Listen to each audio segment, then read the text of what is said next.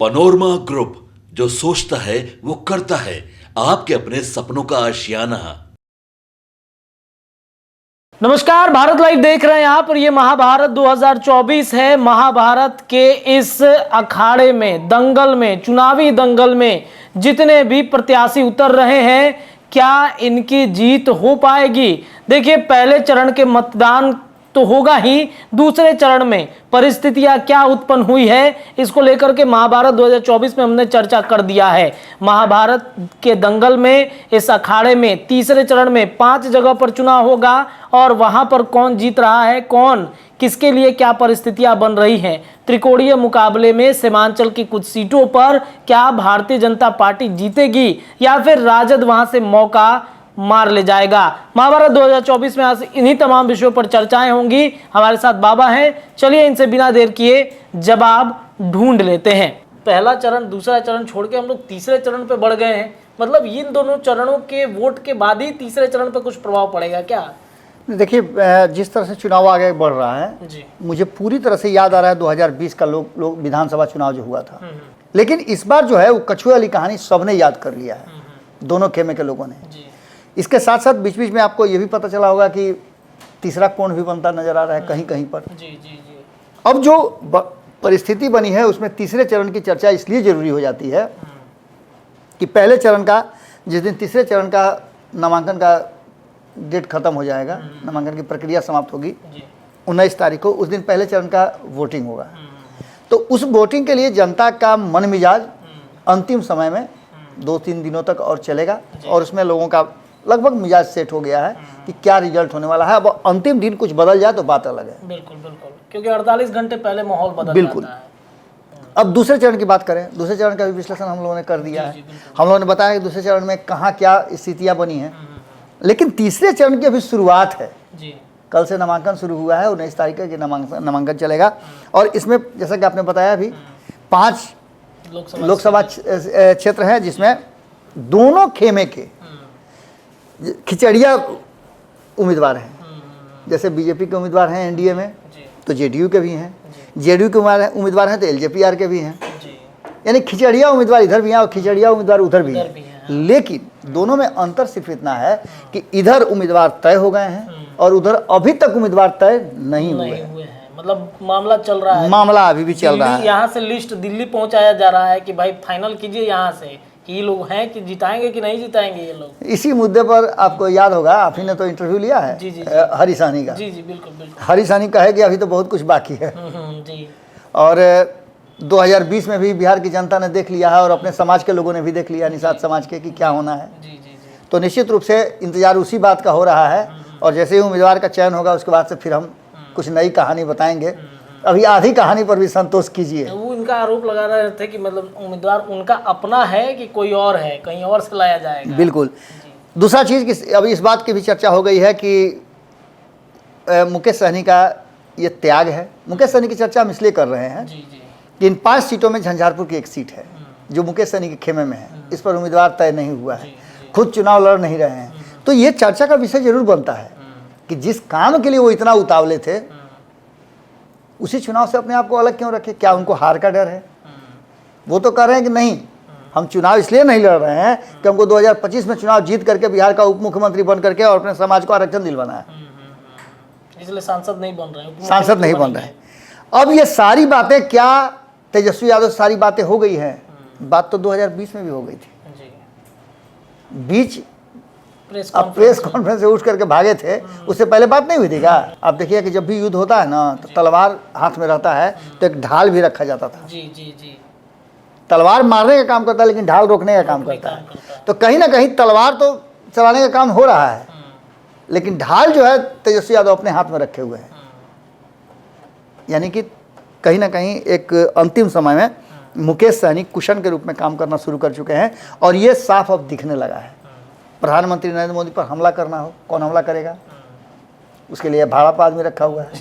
तो होता क्या था कि राजा महाराजा जब अपने राज में थक कर हार करके आते थे, कोई टेंशन होता था, कोई झगड़ा झमेला होता था, या अब राजा राजा है भाई तो राजा कुछ भी कर सकता है। बिल्कुल बिल्कुल बिल्कुल। तो उसके लिए अपने दरबार में कुछ ऐसे लोगों को रखते थे, कोई इंटरटेनमेंट करने वाला होता था, तो कोई कोड़ा खाने वाला होता था, तो कोई ऐसी शेर के साथ लड़ने वाला होता था। ये सारा चीज़ करके रखा जाता था। अगर शेर खा गया तो खा गया। मतलब अकबर के दरबार में जो 7 उनके हाँ, नवरत्न नवरत्न हुआ करते थे। हालांकि नवरत्न तो हमारे नीतीश बाबू के दरबार में ही रहते हैं। बिल्कुल रहते हैं। सब इंटरटेन को करते रहते हैं, एक से एक कहानी सिखाते जी, हैं जी। जो सब विधानसभा में खुल के आता है सामने। जी, जी। तो ये सारी बातें होती रहती हैं। लेकिन मेन हम बात कर रहे थे कि ये 5 क्षेत्रों की, तो पहले चरण और दूसरे चरण में लगभग ये तय हो चुका है कि आखिर होना क्या है। लड़ाई यहाँ त्रिकोणीय कई जगह पर हो रही है जो हमारी नज़र बनी हुई है, और अंतिम क्षण तक हम आपको अंतिम रिपोर्ट जो देंगे वो अलग होगा। लेकिन तीसरे चरण के नामांकन से ठीक पहले इस लड़ाई में देखना दिलचस्प ये है कि एनडीए ने अपने पुराने लोगों पर भरोसा किया है। इसमें जितने भी उम्मीदवार खड़े किए गए हैं वो सभी उम्मीदवार, सिर्फ एक एलजेपीआर को छोड़ करके खगड़िया, बाकी सारे उम्मीदवार पुराने हैं। और खगड़िया में उम्मीदवार क्यों बदला है इस पर अब विशेष कहने की जरूरत नहीं है। जिसकी रही भावना जैसी प्रभु मुहूर्त देखिए तैसी। अंतिम समय तक प्रयास होता रहा कि चिराग पासवान को मना लिया जाए, लेकिन आप किसी के पीठ में खंजर भोंकिएगा तो सब कोई मुकेश सहनी थोड़े है। चिराग पासवान ने यह तय कर लिया था। वीणा देवी का मामला अलग है। वीणा देवी का मामला इसलिए अलग है कि वीणा देवी बहुत पहले उनके पास चली गई थी। इसका उन्होंने कन्फेस भी किया है कि वीणा देवी जी वो हैं जो हमारे हर दुख की घड़ी में, भले ही वो तत्काल चली गई हों, लेकिन हर घड़ी वो हमारे साथ खड़ी रही हैं, हमारे दुख में, हमारे सुख में।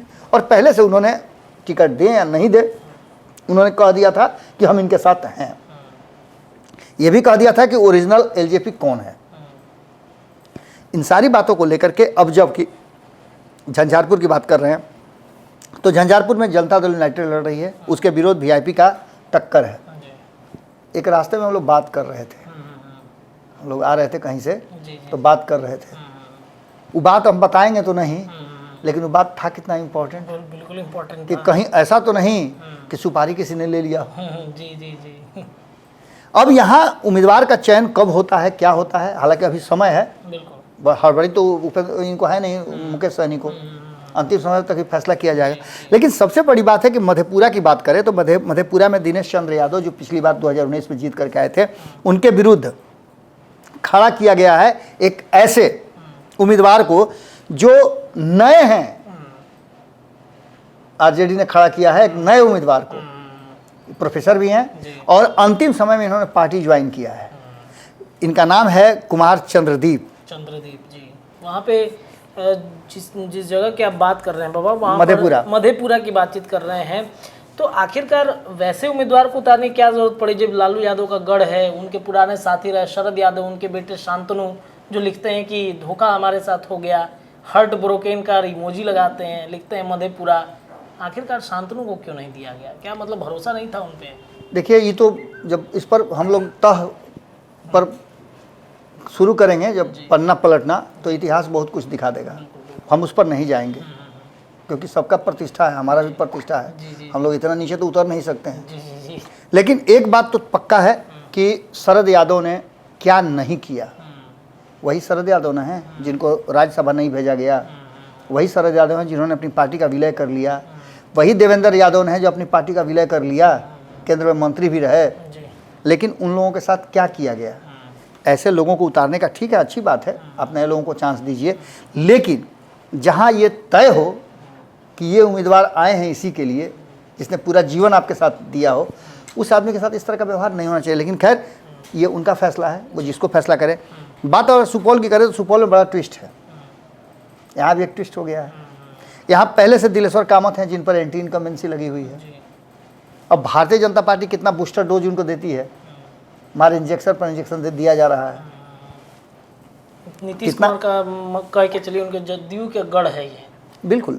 अब ये जदयू के गढ़ में कितना सफलता होगी तो आने वाला वक्त। अब ये जो बच्चा है ना, ये इतना कुपोषित हो गया है कि इसके कुपोषण को दूर करने के लिए वही डब्बा वाला दूध जो लेकर के आएगी ना भाजपा, वही काम करेगा। नहीं तो आप ही मान के चलिए बच्चा कुपोषित हो गया है, अभी लंगड़ा के चलेगा। अच्छा, समझे? दूसरा सबसे महत्वपूर्ण बात कि यहाँ राष्ट्रीय जनता दल ने एक बड़ा कैचिंग पॉइंट डाल दिया है। चंद्रहास चौपाल को खड़ा करके। चंद्रहास चौपाल के बारे में अगर बता दें तो जनरल सीट है ये, और ये दलित समाज से आते हैं। अब इस ट्विस्ट को हम भी नहीं समझ पाए। मतलब वही है सुपारी वाली बात सुपारी वाली बात। अब हम भी नहीं समझ पाए कि चंद्रहास चौपाल के बारे में मेरी कई लोगों से बातचीत हुई है। मैं खुद भी चंद्रहास चौपाल से मेरी बात हुई है। मैंने इनसे भी बात किया था कि आपकी उम्मीदवारी है, तो हाँ तैयारी तो शुरू हो गई है। मैं अब बात कर रहा हूँ इनके नाम घोषणा से पहले की। चंद्रहास चौपाल अगर उनके समर्थक देख रहे होंगे तो उनको भी पता होगा कि मेरी बातचीत उनसे हुई थी। अच्छा, मतलब चर्चाएं हो चुकी हैं। बिल्कुल चर्चाएं हुई थी उनसे, हमारी बात हुई, टेलीफोनिक बात हुई थी, लेकिन उन्होंने इंटरव्यू देने से मना कर दिया था। बोला था कि बाबा हम तो अब जानते ही हैं कि ये कहना ठीक नहीं होगा, अभी टिकट भी नहीं मिला है हमको, क्या होगा आप जानवे करते हैं कैसा जगह हम हैं। तो ये सब बात उन्होंने कहा था, ऐसा बात नहीं है। लेकिन अब जो वर्तमान परिस्थिति बनी है कि ये दो तो हैं इसमें, एक जिस पर एंटी इनकम्बेंसी लागू हो रही है, कहा जा रहा है कि उस क्षेत्र में आते ही नहीं हैं। दूसरा एक दलित समाज के नेता हैं जो वहाँ से चुनाव लड़ रहे हैं, और तीसरा जो बैजनाथ मेहता हैं वो वहाँ तीसरा कोण पैदा कर रहे हैं। उन्होंने ताल ठोक दिया है। अब देखना दिलचस्प होगा कि यहाँ होता क्या है। इसके अलावा अररिया की बात करें तो अररिया में सीधी लड़ाई है। सरफराज आलम को लेकर के यहाँ आरजेडी घिरी हुई है कि जब शाहनवाज आलम आपके साथ थे ही, विधायक हैं, मंत्री हैं, सब कुछ है, क्या जरूरत था।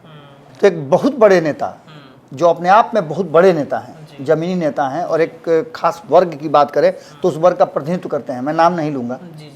उन्होंने भी कहा कि मुझे कहाँ समस्या है, एक तो मेरा जो अपना वोट बैंक है ही, लेकिन मैं नरेंद्र मोदी के जहाज पे सवार हूँ, डूबने का तो कोई सवाल ही नहीं है।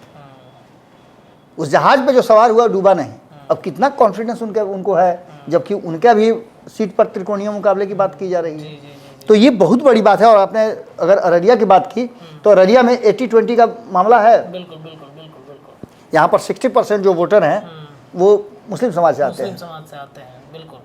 और उसमें अगर प्रदीप कुमार जीत करके आते हैं 2019 में, तो निश्चित रूप से पत्थर पे दूब वाली बात है। और इस बार तो माहौल कुछ और ही है। और ये क्योंकि सीमांचल के बहुत सारे मुस्लिम नेता एक के बाद एक बागी हो रहे हैं।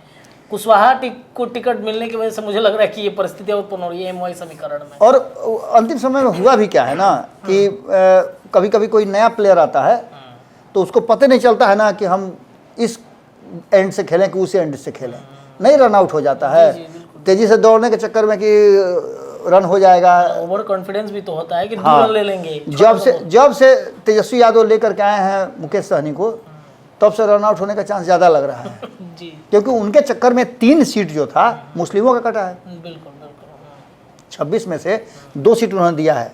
अगर यादवों को 5 सीट 8 सीट दे रहे हैं तो इनका भी तो हक बनता है। 14% यादव हैं, उनको आप 8 सीट दीजिएगा, तो क्या मुस्लिम 18% उनको नहीं दीजिएगा? और यादव तो मान लेते हैं कि थोड़ा सा इधर उधर भी चल जाते हैं, कभी नंदकिशोर यादव के साथ चल जाते हैं, कभी नित्यानंद राय के साथ चल जाते हैं, कभी रामकृपाल यादव के साथ चल जाते हैं। कहाँ आप मीसा भारती को जिता पा रहे हैं 2 बार से? तो कैसे कह दिया कि यादव मेरा बंधुआ मजदूर है, लेकिन आप उसको टिकट ज़्यादा देते हैं। मुसलमान तो कहीं नहीं जा रहा है, उसका जीतियो रहा है, दूसरे किसी खेमा से तो आप अपने में मिला ले रहे हैं, वो दूसरे जगह जा ही नहीं रहा है। तो ऐसी स्थिति में आपको मुसलमानों पर भरोसा करना चाहिए था, लेकिन आपने नहीं किया। तो ये लोग भी अब सोच रहे हैं कि जब नहीं है हमारा कुछ प्रतिनिधित्व होना है, तो निश्चित रूप से हमारा जो चांस है वो कहीं ना कहीं दूसरे तरफ बन रहा है। और ऐसी स्थिति में प्रदीप कुमार का चांस बन रहा है, क्योंकि प्रदीप कुमार जमीनी नेता हैं, रहते हैं, उन भेदभाव नहीं करते हैं, हर दल के लिए, हर कौम के लिए, हर जाति के लिए वो मौजूद रहते हैं। इसके अलावा बात करें खगड़िया की, तो यहाँ भी बड़ा एक ट्विस्ट है।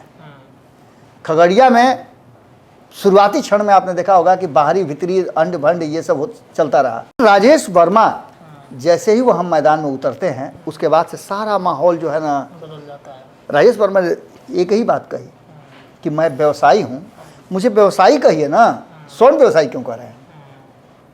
सिर्फ व्यवसायी कहिए। सिर्फ व्यवसायी आप कहिए। व्यवसाय सोना का भी हो सकता है, चांदी का हो सकता है, हीरा का व्यवसायी हो सकता है, मिट्टी का व्यवसायी हो सकता है, गन्ना का व्यवसायी हो सकता है, लेकिन उसको व्यवसायी कहा जाता है। कहाँ कहा जाता है? गन्ना व्यापारी है, व्यवसायी कहा जाता है। तो अब मुझे ऐसा कुछ नहीं है कि मेरे पास ऐसा कुछ है, अगर है भी तो ये तो इस क्षेत्र के लोगों के लिए अच्छी बात है ना कि मैं उस लिस्ट में शामिल नहीं होगा जिसमें लिखा जाता है कि मेरा सांसद चोर है। जी।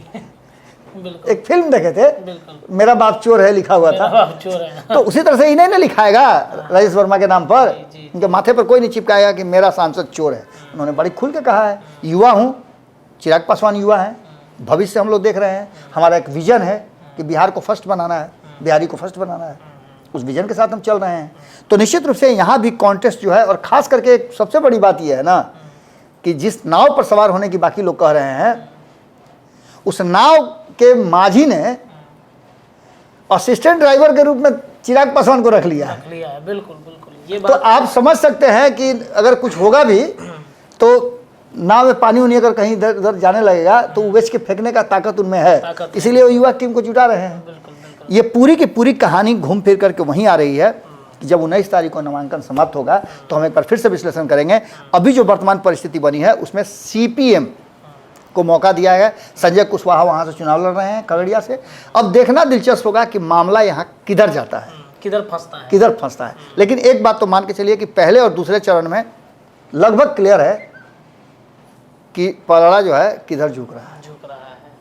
चलिए देखिए, महाभारत 2024 में इन 5 सीटों पर जो तीसरे चरण में होने वाले हैं, इसका रिजल्ट कहीं ना कहीं अब आउट धीरे धीरे हो रहा है। ऐसे ही तमाम चर्चाएं लगातार हम करते रहेंगे। देखते रहिए भारत लाइव। बहुत बहुत धन्यवाद। पनोरमा ग्रुप, जो सोचता है वो करता है। अगर ये वीडियो पसंद आई और वह बिहार के राजनीति और बिहारियत से सरोकार रखेनी तो सब्सक्राइब बटन दबा के चैनल के सब्सक्राइब कर ली। ओजे एगो घंटी बा, ओकरा बटन दबा देला से कुल सटीक और मारक खबर रुआ मुफ्त में मिल जाई। अगर रुआ पत्रकारिता के हमनी के नया प्रयोग में सहयोग कर चाहतानी तो ज्वाइन बटन दबा दी। पेटीएम नंबर नोट कर ली 9386816700। धन्यवाद।